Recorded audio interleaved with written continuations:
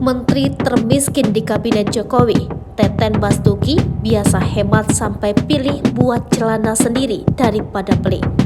Jika banyak pejabat negara hobi pamer kekayaan, lain halnya dengan menteri satu ini. Menteri ini lebih suka menunjukkan gaya hidup sederhana yang jauh dari kemewahan. Saking sederhananya, dia memilih menjahit celana sendiri ke tukang jahit dibandingkan membeli jadi.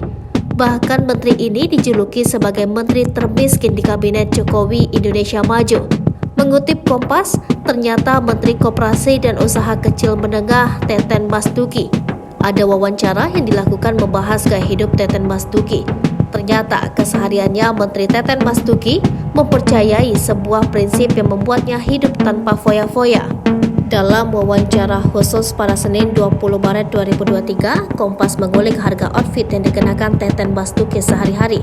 Teten Mastuki pun menjabarkan harga dan jenis pakaiannya, mulai dari batik berwarna merah yang dikenakannya Senin lalu.